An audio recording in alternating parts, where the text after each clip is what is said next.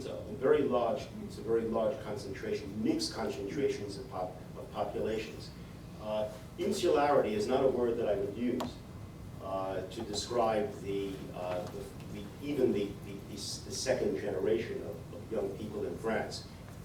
Very, very, very mixed in very many ways. It doesn't mean that there are not young Muslim guys or young guys coming from Muslim countries who are not angry for a variety of reasons. But I don't think insularity is one of them. That's not what strikes you on the ground. Just to elaborate on that, Mark. So what you're saying is, if anything, it's their cosmopolitan experience that tends to radicalize them if they become radicalized. Yes, and it's not just true in France. It's true in France, it's true in Germany, it's true in the UK, which we haven't talked about at all.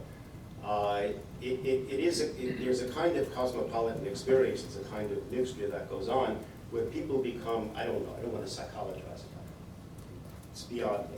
But what the literature tells us is people become aware of their limits, the limits that are imposed upon them. Speaking about it in terms of insularity. So that, just to clarify, it's a kind of a Tocquevillian tragedy of rising expectations. You think you're going to mount, and then you discover that you can't.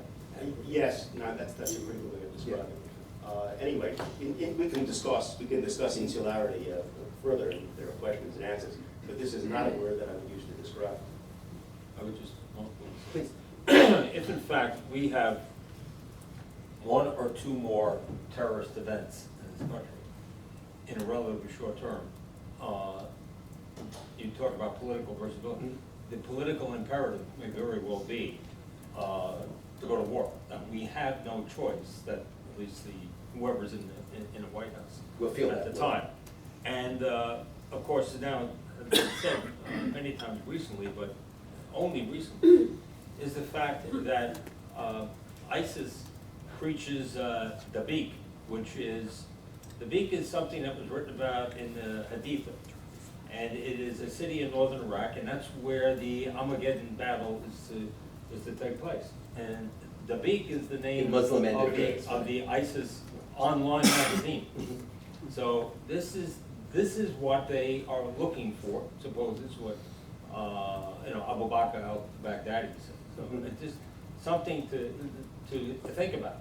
If I follow you correctly, Commissioner, what you're saying is that pitched battle between civilizations and religions is exactly the end game. That's what they want. And the theory is that the Ummah will respond, and more people will come to the Middle East out of the 1.6 billion Muslims in the world to conduct that fight. So, I know there are plans to, devote. We don't have 50,000 special operations force, much less than that. But this would have to be a conventional war that I think would be very protracted undertaking, and plays into their hands in many ways.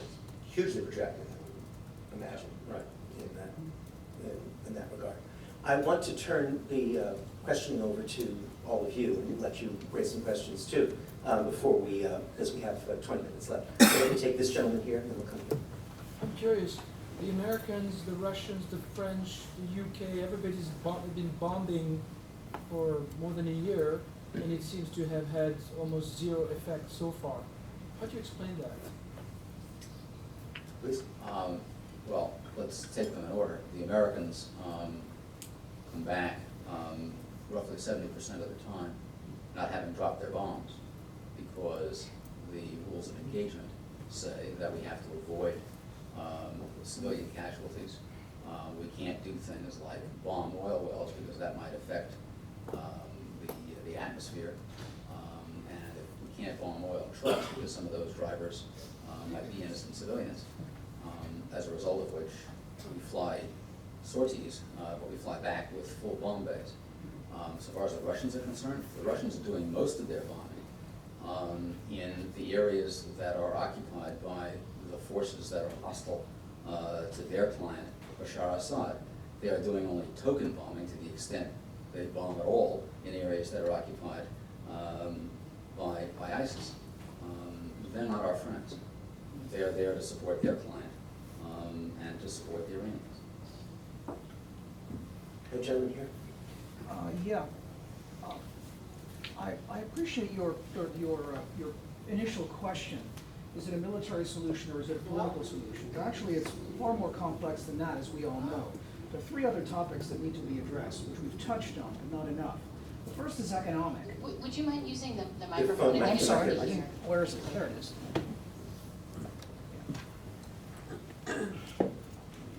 Sorry. Yeah,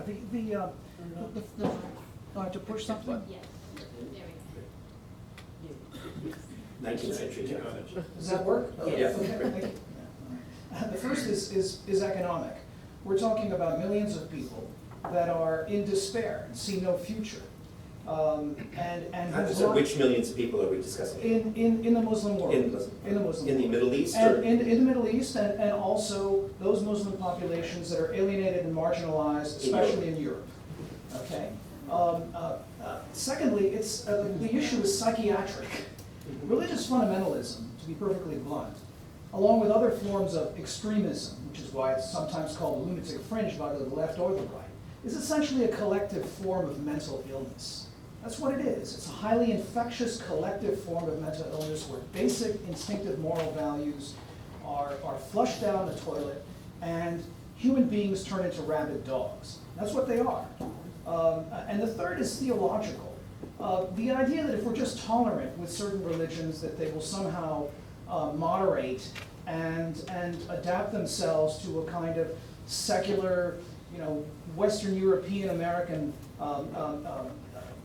concept of a progressive state is dubious at best. Look what's happened with Turkey. We're talking for decades now about Turkey becoming part of the European community, and now we're seeing Turkey slide into a kind of Islamic authoritarian type regime. This is extremely disturbing, to say the least.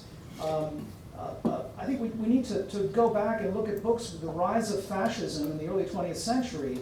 Fritz Stern, The Politics of Cultural Despair, Erich Fromm, Escape from Freedom. These books really speak to what happens to a population when it is in despair. It goes to radical solutions. Third, I think we have to be realistic with respect to U.S. military intervention. Many, if not most of the people in that region blame the United States for the disaster that they're facing now. The invasion and occupation of Iraq is one of the most catastrophic, if not the most catastrophic, foreign policy decision in modern American history, if not ever.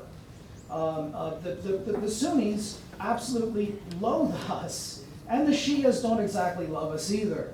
So if we think we're going to march in there with the stars and stripes and start lecturing them about freedom and democracy and how we're going to reform these countries, that's not going to happen. Why don't we stop there? I think Yeah. you've raised I wanted to quote Thomas Jefferson Sure, and please. John Adams, but Okay, we can. Is that okay? Well, I think we can fill in those blanks adequately here, but let me turn to my left. It is one of the standard, not just objections, one of the crucial points that's made again and again, is that ISIS is a consequence of our last attempt to reform Islamic culture through military means, and that we can only make things worse, not better. Justice Mukasey, did you have something? Just to get to the points you made in the order in which you made them. Sure. Let's start with the economics. Osama bin Laden was a millionaire many times over. His successor, Ayman al-Zawahiri, is a physician. The fellows who piloted the airplanes, The 9/11. the 9/11 conspirators, were all successful middle-class students, Engineers. engineers.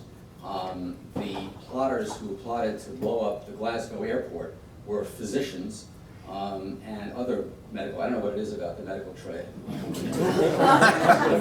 Bashar Assad is an ophthalmologist. Go figure. So I don't think that argument, frankly, holds a lot of water. It's not people in despair who are doing this. It's people who are highly accomplished and able to assimilate a pretty complex message and then put a pretty complex plan into operation. Well, that's the cutting edge, but that's not the underlying population that's backing these. You know what? I'll do it. No, I'll do with that. I'll do with getting rid of the cutting edge, frankly. So far as the single worst foreign policy mistake we've ever made, I think the single worst foreign policy mistake we've ever made was pulling our troops out of Iraq without leaving 10,000 troops behind to maintain order, which could have been done, should have been done, and wasn't done. We went in on the basis of faulty intelligence, but the fact is that dictator, Gaddafi? Saddam Hussein, thank you, had a program in progress. We were, the first time we invaded, our military people were shocked to find the level that he had achieved. Yes, he didn't have it at the time that we went in 2003, but he certainly intended to get it. The Israelis bombed a reactor in 1980 that he was putting together for the purpose of building a bomb. That's right. So if he had stayed in power, what you would now have is the Iranians and the Iraqis competing to be the first kid on the block to get an atomic bomb. Is that what you really want? I don't think so. Well, it wasn't just a question of the invasion, it was the management, it was the planning and the management for the occupation. Which was lousy. Right. Thank I you. think We've now reached the point of agreement. So let me turn this gentleman, or let me go to this corner first, and then I'll come around. First of all, thank you, Commissioner Katie, for keeping us safe all those years. Amen. Yes. Second of all, I understand the problem to be distinct in two forms. Outside Muslim population with what's going on in the Arab world, and inside Arabs and Muslims in the Westerner world being influenced by those problems.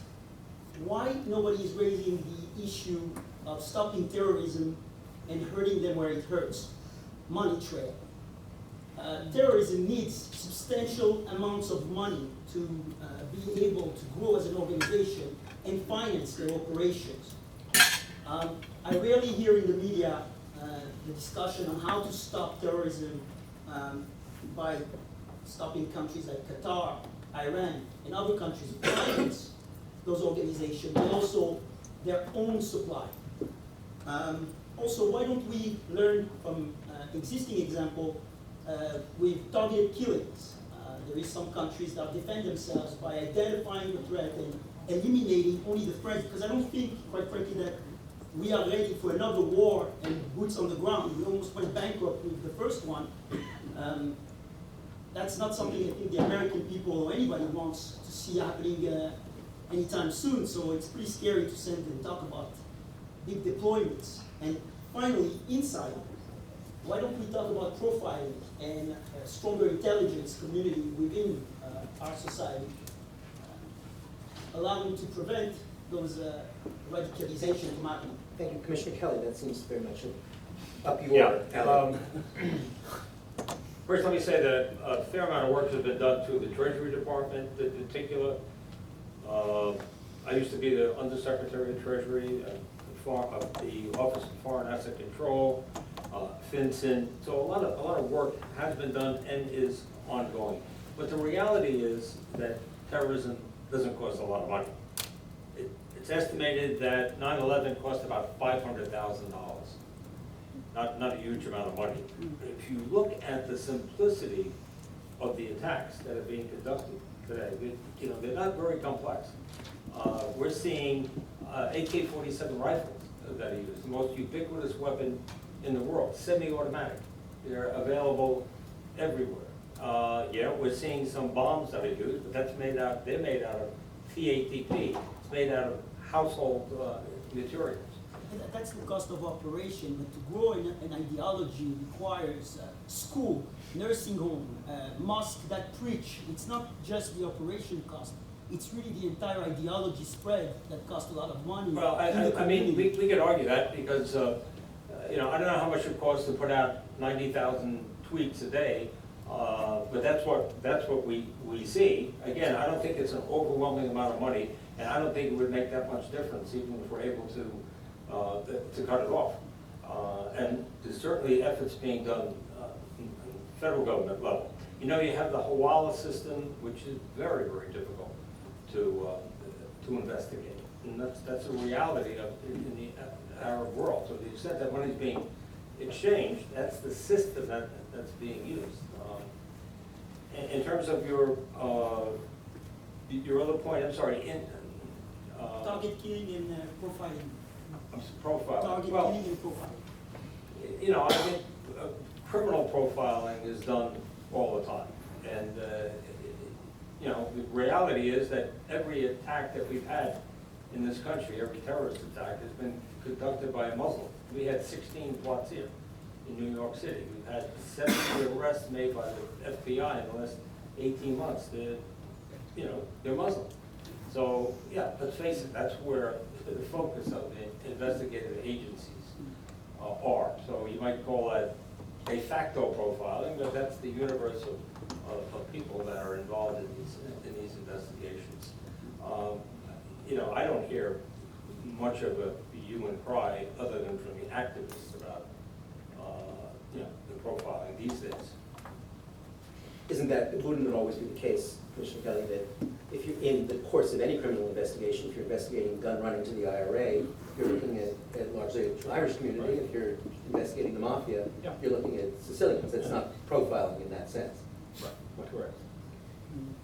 Judith? Which we couldn't explain to the Associated Press when they wrote 33 stories on the Muslim surveillance program that the NYPD was supposedly carrying out, supposedly infringing on Muslim rights in the city. The problem was, in these 33 articles, there wasn't a single example of someone who had been victimized by the kind of surveillance that was being conducted. And I also want to salute Commissioner Kelly because in 2007, he did one of the most important reports that holds some keys to how we fight this phenomenon, this ideology domestically and in France and wherever it emerges. And that is, it was a report called Radicalization in the West, the Homegrown Problem. And that is two of his analysts identified homegrown Muslims as a potential problem, which highlights the conundrum for us. The very people we need to see something and say something are the very people whom we risk alienating if we blanket every Muslim as a terrorist. And it posed that problem from the beginning, but we know enough to begin to profile in a sophisticated way. For example, 40% of the people who've been arrested, of the Muslims who've been arrested, are converts. That's a disproportionately high group. And among those, a great large percentage of them are Hispanic converts. You can kind of understand it intuitively. Macho culture, deep religiosity, from Catholic to Islam. We have the tools to do this in a sophisticated way that doesn't alienate the very people we need to conduct this fight. But we haven't really had a strategy since the commissioner has left for doing this, and we certainly don't have it at the national level. Judith, if I may, and I know Judge Mukasey wants to say something, and I want to go back to you.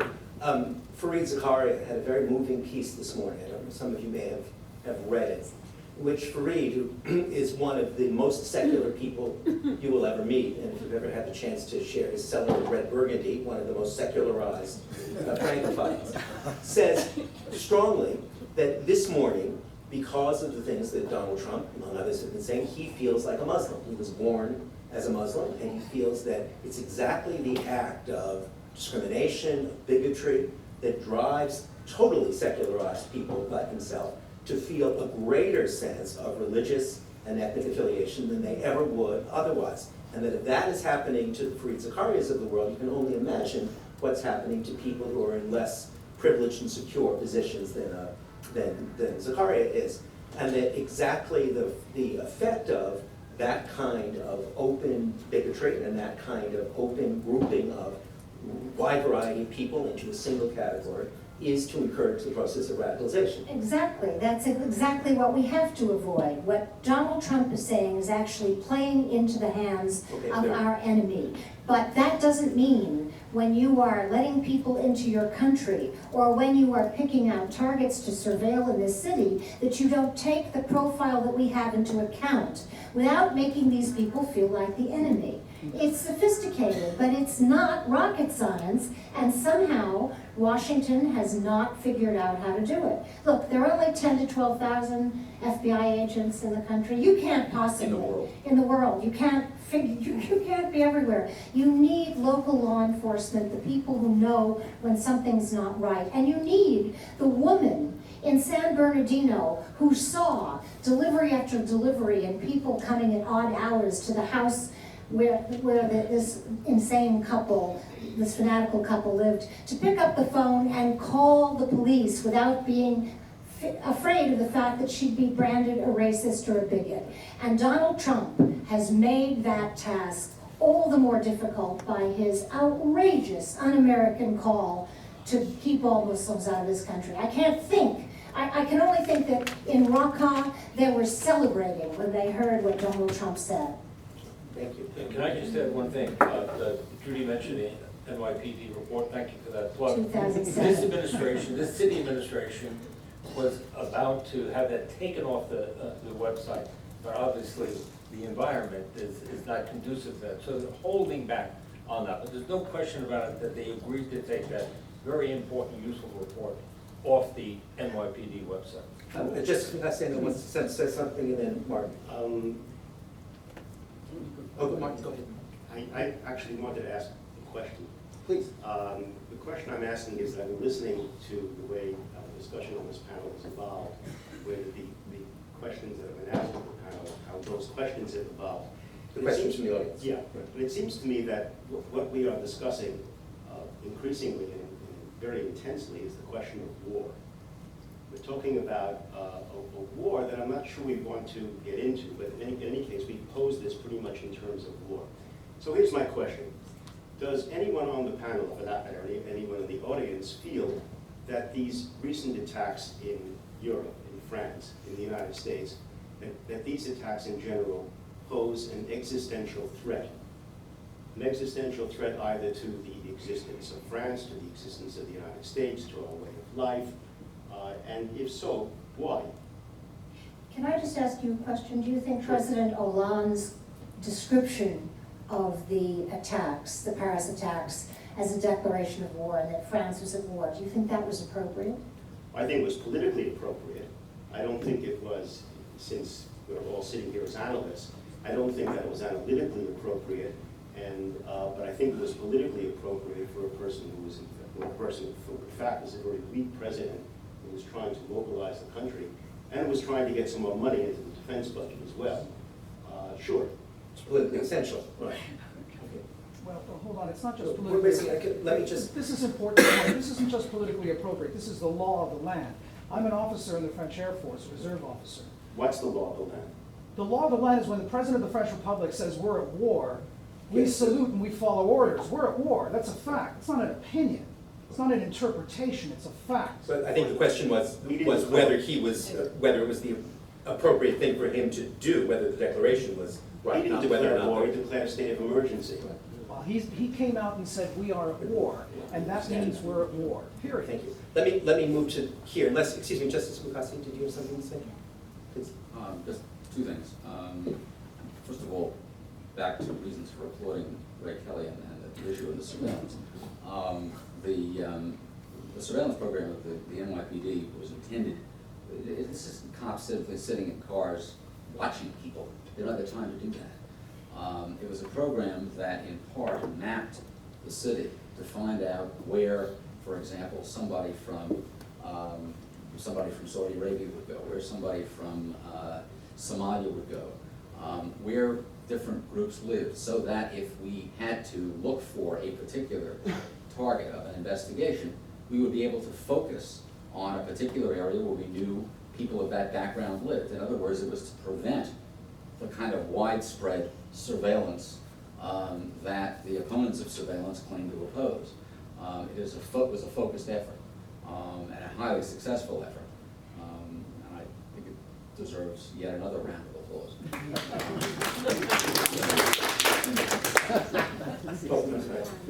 Yes, gentlemen here.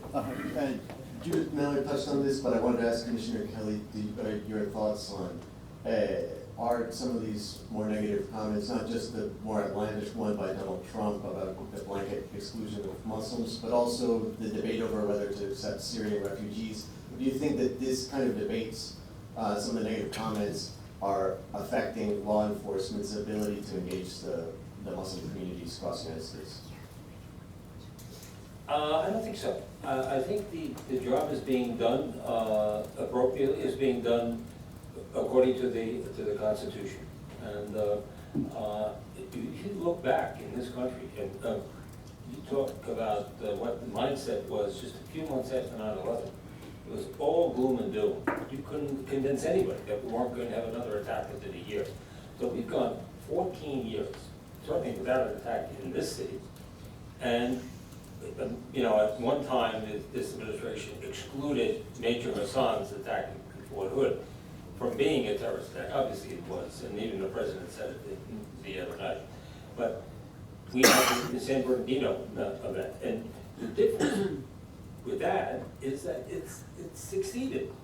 The threat has been consistent over time, in my judgment, but they've succeeded. Let's face it, you can't bat 1,000. And you know, they're doing pretty good operational security in a lot of these instances that are investigated. They got money, and yeah, we have to be ready for more in the big picture. But I think law enforcement has done a tremendous job in protecting this country. 70 arrests by the FBI in the last 18 months. I agree. You roll them up as quickly as possible. Start talking about this stuff. You do a manifest act, time to be arrested. So yeah, I don't think it's impacting on law enforcement at all. Or will it?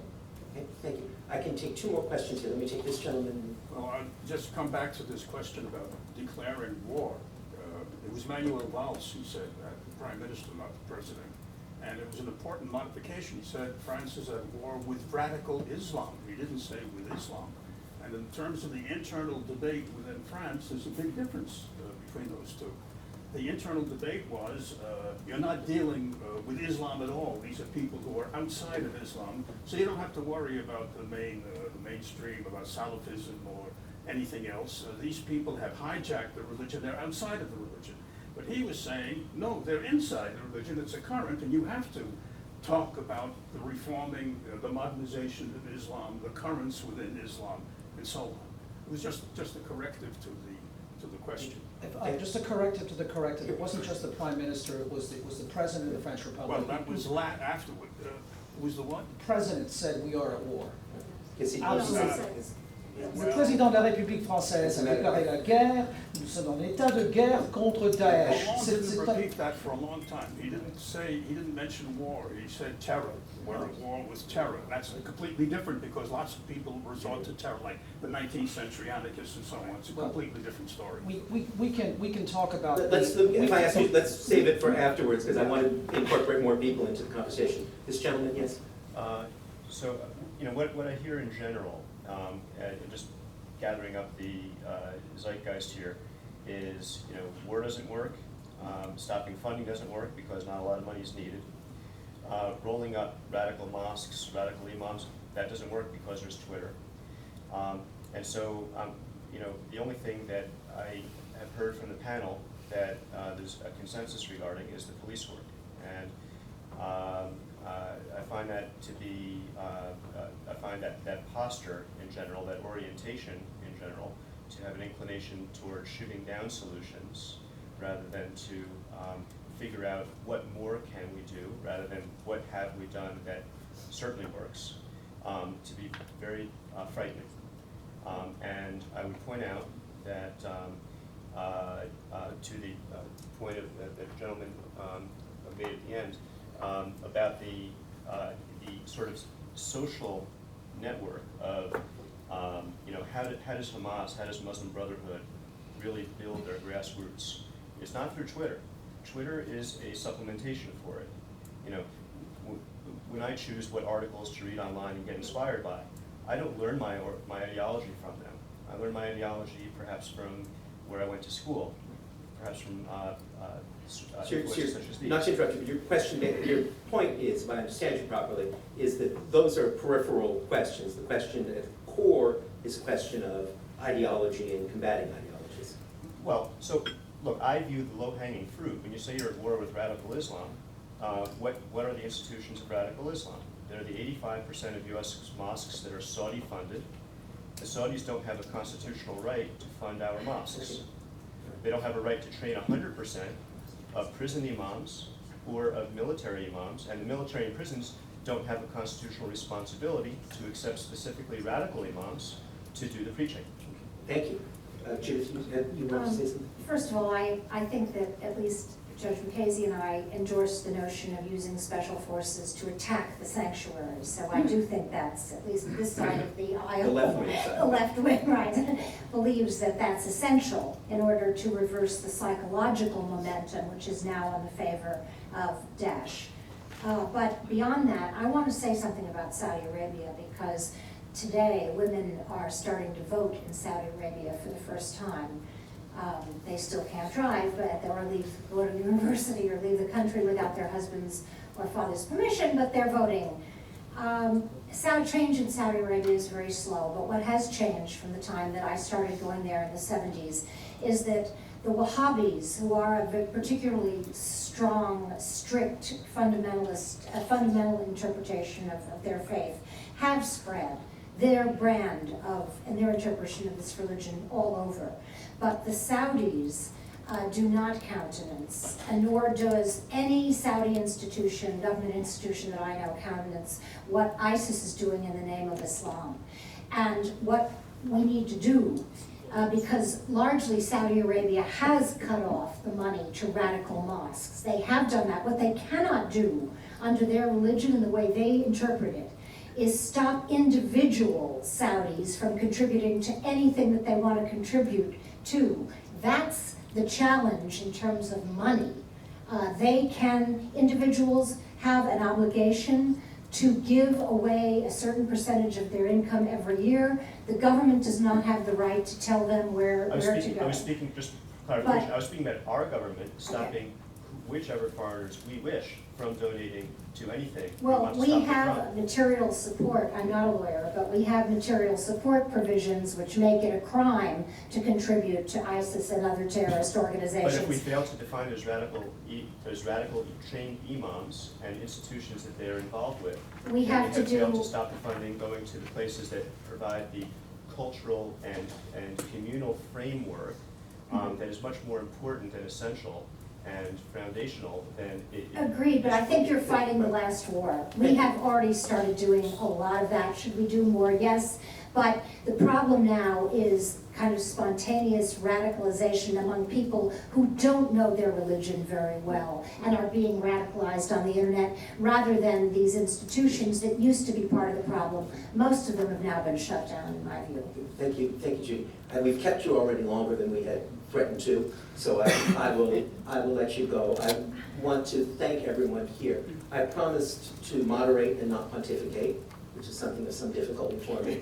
But I will add only in response to Martin's, I think, extremely apropos question about existential threats, that if there's a, I think, very positive thing to take away from this afternoon's conversation, it's that on the whole, liberal democracies have had an excellent record against terrorism. We suffer their assaults and we take enormous pain in the fatalities that they create. But historically, through a combination of wise police work and all of the virtues that adhere to an open society, we have, in fact, triumphed again and again, despite our fears. If there's an existential threat that terrorism offers us, I would suggest, Martin, it's the threat of an autoimmune disease where our response, and above all, our own fears can outdo our own faith in the kind of open conversation we've had here today. So thank you all, panelists, for coming. Thank you all for being here. I'd like to second that thank you to the panelists and remind members of the audience that there's a table outside should they copy Commissioner Kelly's latest book, and the Commissioner will be happy to sign any individual copies if they'd like to take one on your way out. All right, this meeting Thank you so much.